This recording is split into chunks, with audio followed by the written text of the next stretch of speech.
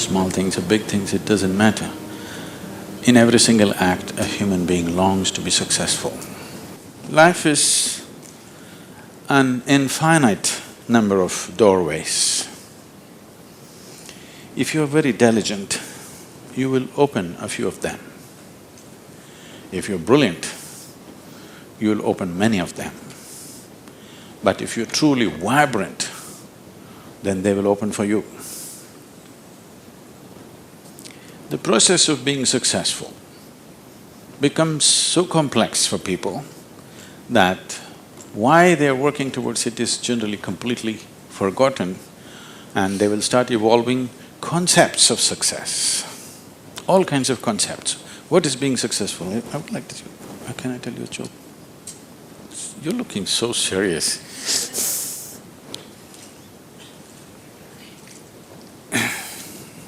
There was a man in India whose name is Shankaran Pillai. Okay? It's like John Smith.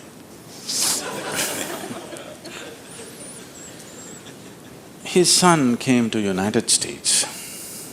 Obviously, an Indian young man means he's a software engineer. He went to Texas, Houston and started working there. Then he fell in love with a white American woman. He struggled because back home, this love affair is a crime. He struggled and struggled, then one day told his mother. Then the mother informed the father, and the father exploded. He went back home to convince him, didn't work, because in India, if you have to get married, they're tracing your family tree for 5,000 years. They're looking at the genetic purity of the person that you're marrying.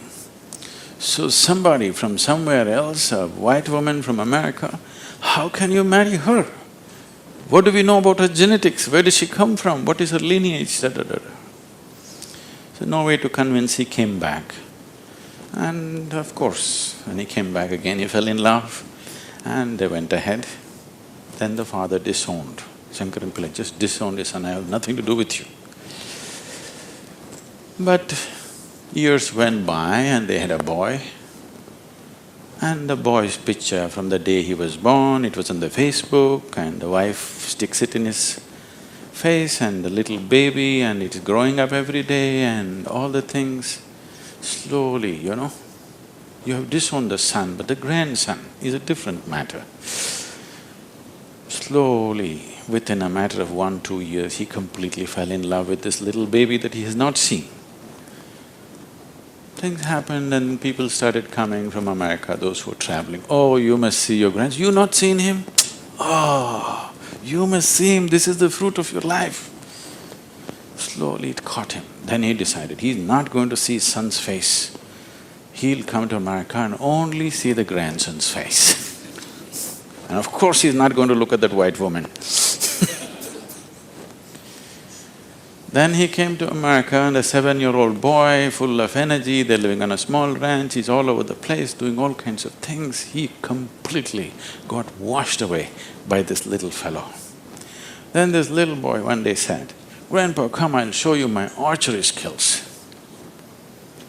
He took him to the barn inside and he went into the barn and there he saw 8 targets, all of them with the arrow in the bullseye.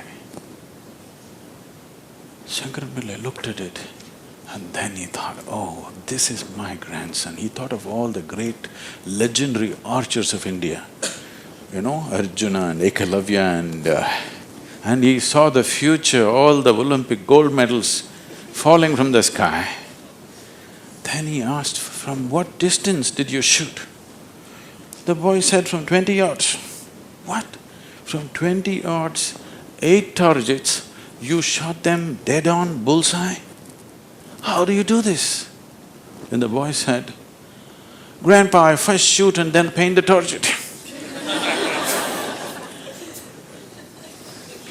So, these concepts about being successful can be very crippling. And I have continuously been with people, they've reached a certain point of success and their concepts of success are not fitting, their life is not fitting into their concept of success and it's breaking it and they think something is going wrong. It is not going wrong, they're just getting better, situations are pushing them on, but their concept is breaking up, so they're suffering their success. You will see any number of people going through these kind of things. When we talk about success, I'm sure all of you must be already having plans as to how to unfold this success in your life. Made your plans. Plan is good, but plans again can get caught up in things because you plan from what you know today. Nobody can plan from something that you do not know. Your plan means it is an exaggeration of today as a tomorrow. Right now you're here at a certain level, now you think, my plan means this must be 10 times more in this many years or whatever, or 100 times or 1,000,000 times or whatever. But plan is just essentially an exaggeration of what is today. Maybe there is a certain logic to it, maybe there is certain understanding of the logistic attached to it, but essentially it's an exaggeration of today. That means in many ways it's ruled out whatever other possibilities which are not yet in your experience. In Pennsylvania, you heard of the Pennsylvania floods? Pennsylvania has floods, you know. It once happened, a big flood came and water started rising in a small town and it rose up to the house is getting submerged. So two young boys got onto the roof of their house and they were sitting there. And then they saw a hat going up and down in front of the house. One of the boys asked, "What is that? Why is that hat going up and down?" So the other boy said, "Don't worry, it's my dad. Yesterday night he got into a fight with my mom and took a vow, hell or high water, I'm going to mow that lawn."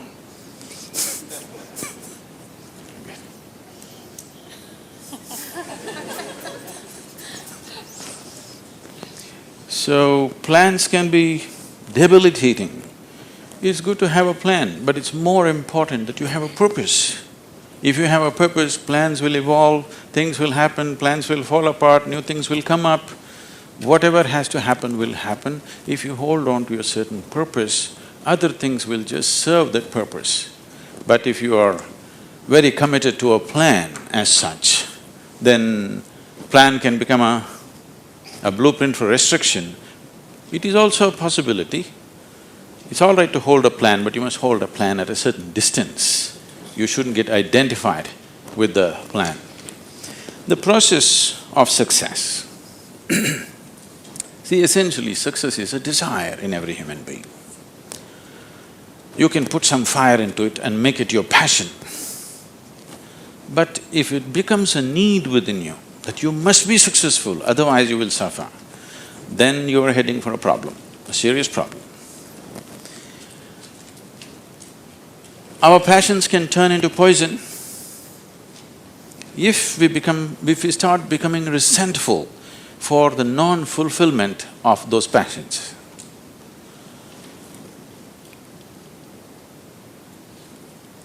When I say turning into poison, today there's substantial medical and scientific evidence to show that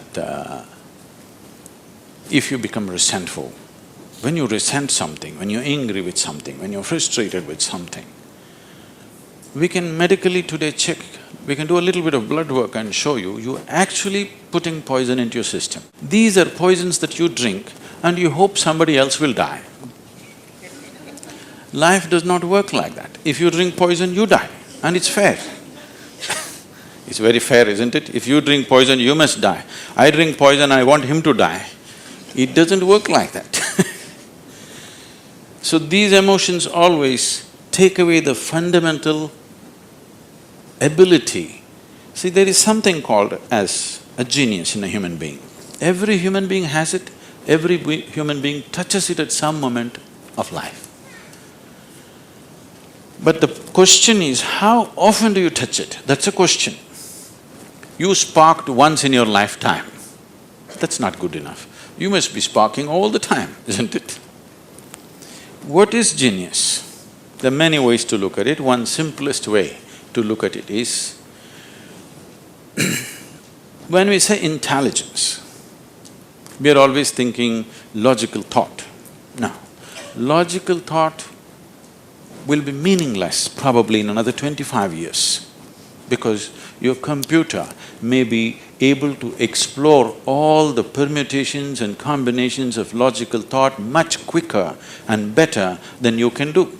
So touching the genius means there's another dimension of intelligence within you.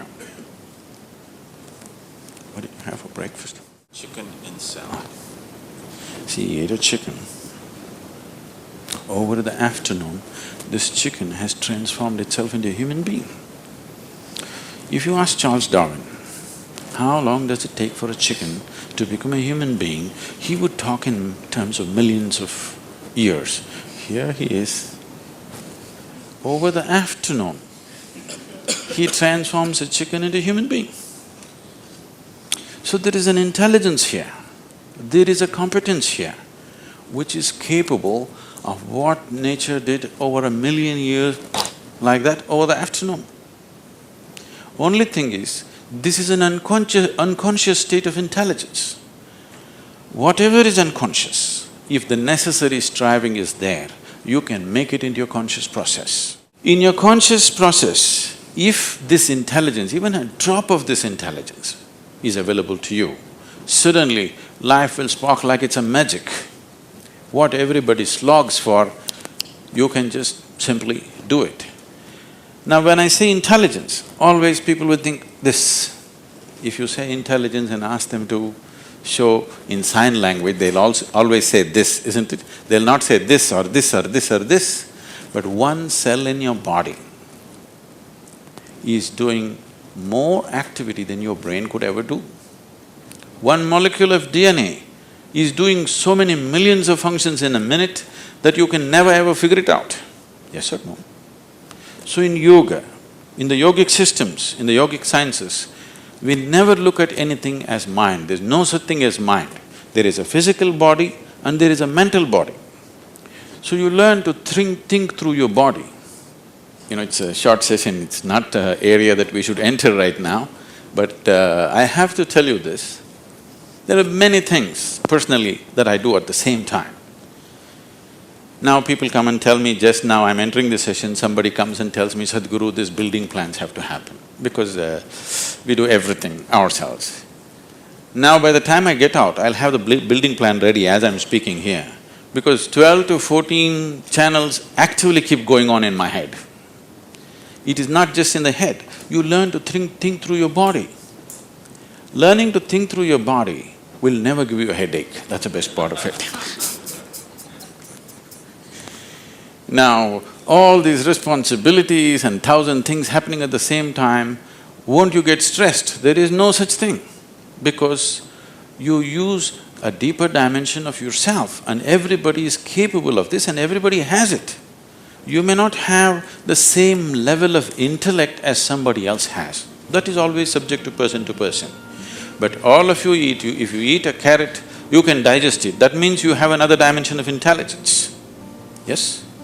If you set up the necessary situation that everything that's there within the system is available for you, success is an assured thing for that person.